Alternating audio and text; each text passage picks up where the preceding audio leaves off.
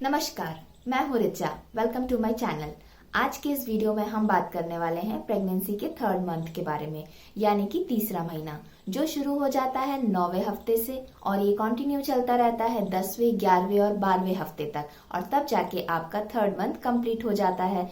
आज के इस वीडियो में हम डिस्कस करेंगे कि तीसरे महीने में आपकी प्रेगनेंसी में आपके अंदर क्या क्या चेंजेस आएंगे, आपके अंदर जो बेबी है उसमें क्या क्या चेंजेस आएंगे। तो बिना किसी देरी के आज का वीडियो शुरू करते हैं। उससे पहले अगर आप इस चैनल पे नए हैं तो इसको सब्सक्राइब करें। ये वीडियो आपको इन्फॉर्मेटिव लगता है, हेल्पफुल लगता है तो इस वीडियो को आगे लाइक और शेयर जरूर करें। सबसे पहले बात करते हैं आपके बेबी के बारे में। पहले दूसरे महीने में जब एग स्पर्म को फर्टिलाइज कर चुका होता है तब हम उसको एम्ब्रियो कहते हैं, और तीसरे महीने तक आते आते ये एम्ब्रियो फीटस में कन्वर्ट हो जाता है। तो अभी आप अपने बेबी को बेबी नहीं कह सकती हैं, आप इसको कहेंगे कि फीटस। ये बहुत छोटा है। अगर हम इसके साइज के बारे में बात करें तो एक अंगूर के दाने बराबर, यानी कि 1 से 1.5 इंच तक आपके तीसरे महीने के शुरुआती हफ्ते में इसका साइज रहेगा। और फीटस धीरे धीरे ग्रो हो रहा है, डेवलप हो रहा है, और जैसे ही आपका तीसरा महीना कंप्लीट होता है यानी कि 12वें हफ्ते तक ये जो अंगूर के दाने बराबर का साइज जो फीटस का है वो बड़ा हो जाएगा और वो एक बड़े नींबू के आकार का हो जाएगा। तो आप कह सकते हैं कि 1.5 इंच से लेके अब उसकी जो लंबाई है या जो साइज है फीटस का वो बड़ा होगा तीसरे महीने में। फीटस के अंदर ऑर्गन्स बनना स्टार्ट हो चुके हैं, वो धीरे धीरे डेवलप हो रहे हैं।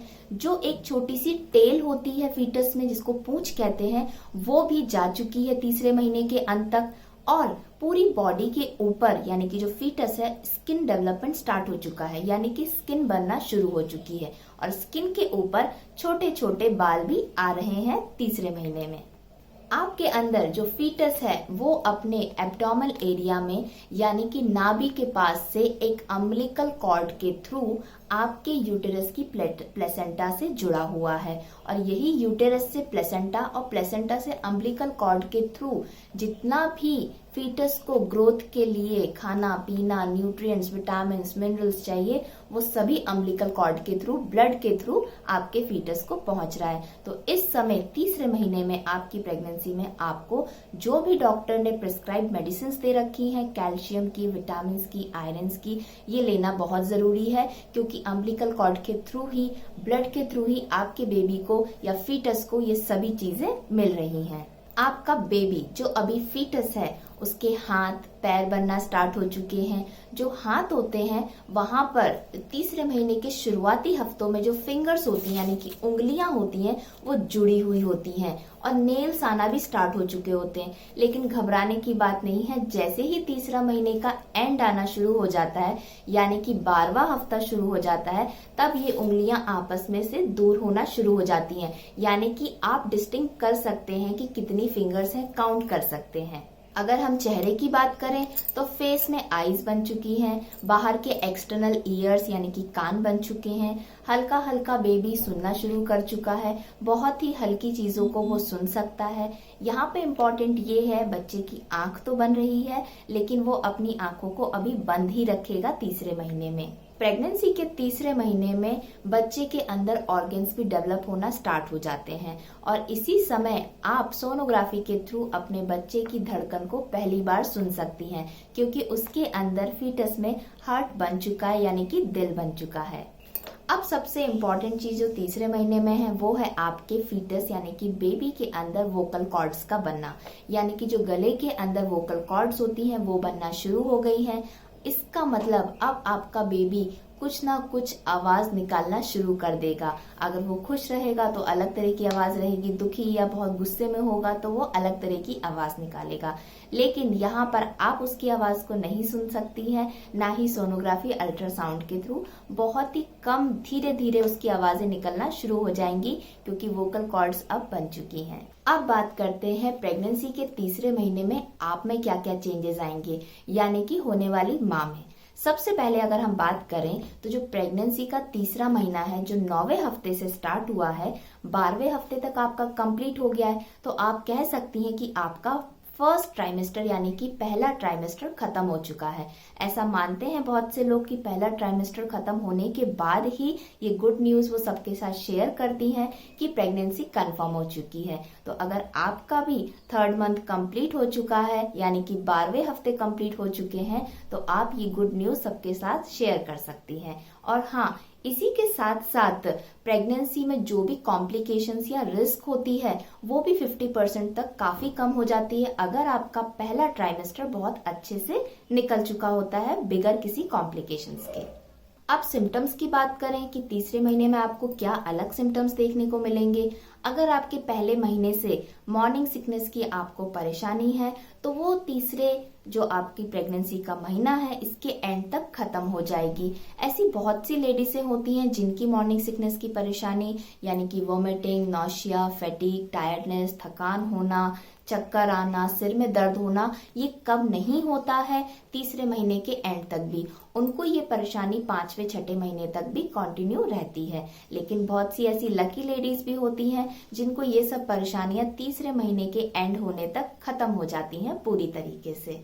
तीसरे महीने में अगर मॉर्निंग सिकनेस की परेशानी कंटिन्यू है तो हो सकता है आपका बीपी लो हो, आपको लो ब्लड प्रेशर की प्रॉब्लम आ सकती है, आपका जो ब्लड शुगर लेवल है वो भी कम हो सकता है। लेकिन इसमें कोई टेंशन की बात नहीं है। अगर आप अपनी प्रॉब्लम को जितना जल्दी अपनी डॉक्टर से शेयर करेंगी, उनको बताएंगी तो उससे रिलेटेड वो कोई ना कोई मेडिसिन आपको प्रिस्क्राइब करके जरूर देंगी।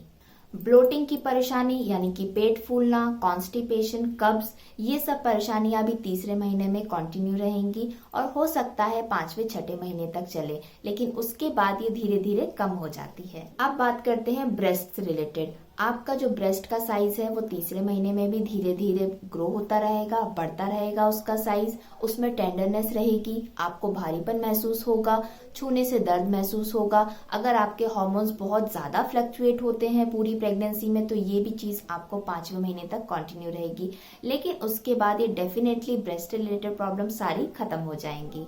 वेजाइनल डिस्चार्ज की अगर आपको प्रॉब्लम है तीसरे महीने में तो ये भी कंटिन्यू रहेगी और हो सकता है ये वेजाइनल डिस्चार्ज आपका जैसे जैसे महीने बढ़ते जाएं उसके साथ बढ़ता जाएगा। ये डिस्चार्ज आपका milky white, of white colour का हो सकता है, किसी का स्मेली भी बहुत ज्यादा होता है और किसी का स्मेली नहीं भी होता है। ये डिपेंड करता है, बहुत डिफरेंट तरह की लेडीज होती हैं, किसी को बहुत कम डिस्चार्ज होता है, किसी को बहुत ज्यादा होता है और किसी किसी को बिल्कुल भी नहीं होता है।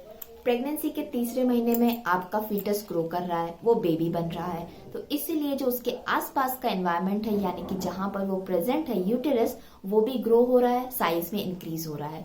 यूटेरस साइज में इंक्रीज होता है, बढ़ता है, इसके कारण से जो यूरिनरी ब्लैडर होता है वहां पर प्रेशर ज्यादा बनता है और इस वजह से आपको बार बार टॉयलेट जाने की प्रॉब्लम उठानी पड़ती है या आपको बार बार यूरिनेशन की प्रॉब्लम होगी। और साथ ही साथ यूटेरस का साइज बढ़ने के साथ में जो आसपास के ऑर्गन्स होते हैं वहां पर भी प्रेशर पड़ता है, जैसे कि स्टमक यानी कि पेट। और पेट में जैसे ही आप खाना खाती हैं या कुछ लेती हैं तो जो प्रेशर पड़ता है पेट में, उसके वजह से जो एसिड फॉर्म होता है आपके स्टमक में वो ऊपर की तरफ आता है और उसी वजह से आपको एसिडिटी या हार्ट बर्न की प्रॉब्लम कंटिन्यू रहती है थर्ड मंथ। एक और प्रॉब्लम होती है प्रेगनेंसी के तीसरे महीने में, वो होती है वेरिकोज वेन। ये कोई बहुत बड़ी कॉम्प्लिकेटेड प्रॉब्लम नहीं होती है। इसका रीजन ये होता है जैसे जैसे आपका फीटस बढ़ता है, आपका बेबी बन जाता है, वो यूटेरस भी ग्रो करता है, आपको भूख भी ज्यादा लगती है, आपका वेट गेन भी होता है, तो यूटेरस का जो प्रेशर है वो बाकी के ब्लड वेसल्स पे पड़ता है, यानी कि जो भी खून को ले जाने में हेल्प करती हैं वेसल्स उनके ऊपर पड़ता है। इस कारण से ब्लड का सर्कुलेशन आपकी लोअर बॉडी में यानी कि जो पांव का निचला, कमर के नीचे का भाग होता है वहां पर कम हो जाता है और उसी वजह से जो पांव की नसें होती हैं कहीं कहीं पर बहुत ज्यादा ब्लू कलर की या पर्पल कलर की दिखाई देती हैं और इसी को वेरिकोज वेन बोलते हैं। लेकिन इसमें टेंशन की बात नहीं है। जैसे ही आपकी प्रेगनेंसी कंप्लीट हो जाती है, बेबी डिलीवर हो जाता है, आप अपने नॉर्मल वेट में आ जाती हैं कुछ महीने के बाद, तो ब्लड सर्कुलेशन फिर से नॉर्मल हो जाता है और ये वेरिकोज वेन की जो प्रॉब्लम है ये चली जाती है। आई होप आज का ये वीडियो आपको हेल्पफुल लगा होगा, समझ में आया होगा। अगर आपको ये पसंद आया है तो प्लीज इसको लाइक एंड शेयर जरूर करें। और हाँ, आगे मिलते हैं नेक्स्ट वीडियो में जिसमें हम बात करेंगे प्रेगनेंसी के चौथे महीने के बारे में।